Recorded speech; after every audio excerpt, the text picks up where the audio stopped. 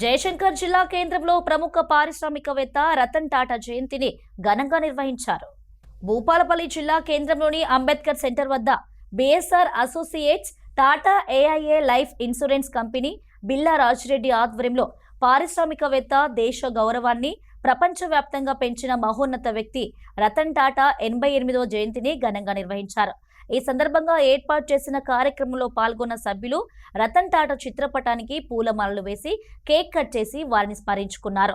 అనంతరం వారు మాట్లాడుతూ వ్యాపార రంగంలోనే కాకుండా సేవ, విలువలు, నిజాయితీతో దేశానికి మార్గదర్శిగా నిలిచిన వ్యక్తి రతన్ టాటా అన్నారు.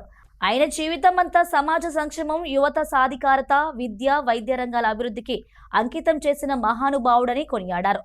లాభాల కన్నా మానవత్వానికి ప్రాధాన్యత ఇచ్చిన రతన్ టాటా జీవితం నేటి యువతకు స్ఫూర్తిదాయకమని తెలిపారు.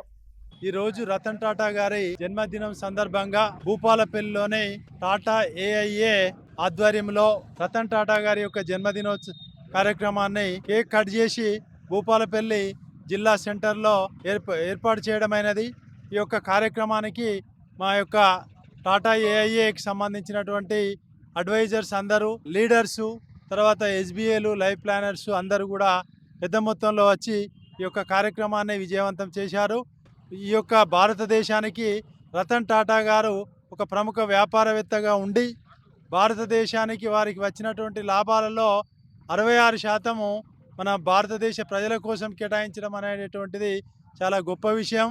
వారి యొక్క ఆశయాలను కొనసాగిస్తూ అలాంటి యొక్క రతన్ టాటా గారి జన్మదినం, రతన్ టాటా లాంటి వ్యక్తి ఈ యొక్క భారతదేశానికి జన్మించడం అనేటువంటిది ఎంతో అదృష్టంగా భావిస్తున్నాం. ఈరోజు ఒక అసాధారణమైన వ్యక్తి, భారతదేశం గర్వించదగ్గ ఒక మహానుభావుడైనటువంటి రతన్ టాటా గారి 88వ జయంతిని జయశంకర్ భూపాలపల్లి జిల్లా కేంద్రంలోని అంబేద్కర్ సెంటర్ వద్ద టాటా ఏఐఏ గ్రూప్ అందరం కలిసి కూడా మేము రాజిరెడ్డి సార్ గారి ఆధ్వర్యంలో ఇక్కడ మేము కేక్ కట్ చేయడం జరిగింది. అయితే ఈ రతన్ టాటా గారు ఒక మహోన్నతమైన వ్యక్తి. వాస్తవంగా చెప్పాలంటే భారతదేశానికి నిజమైన దేశభక్తుడు ఈ రతన్ టాటా గారు అని నేను ఈరోజు తెలియజేస్తూ ఉన్నాను. మన భారతదేశం ఆర్థికంగా క్లిష్ట పరిస్థితుల్లోకి వెళ్ళినప్పుడు, అంటే కరోనా టైంలో కావచ్చు, అనేక పరిస్థితుల్లో కావచ్చు, వరదలు వచ్చినప్పుడు కావచ్చు, అనేక రకాల పరిస్థితులలో తన యావత్ ఆస్తిని కూడా మొత్తం కూడా అమ్మేసి మన దేశాన్ని కాపాడడం కోసం అతను ఇవ్వడానికి సిద్ధంగా ఉన్నానని అనేక సార్లు ప్రభుత్వానికి తెలియజేసిన ఒక గొప్ప మహోన్నతమైన వ్యక్తి. ఆయన గొప్ప వ్యాపారవేత్తే కాదు, గొప్ప తత్వవేత్త. ఆయనను మనం గొప్ప మహానుభావుడుగా మనం ఈరోజు చెప్పుకోవచ్చు. ఆయనను యువత అంతా కూడా ఆదర్శంగా తీసుకొని అతని ఒక గొప్పతనాన్ని తెలుసుకొని ఆదర్శంగా జీవించాలని ఈరోజు నేను మీకు తెలియజేస్తా ఉన్నాను.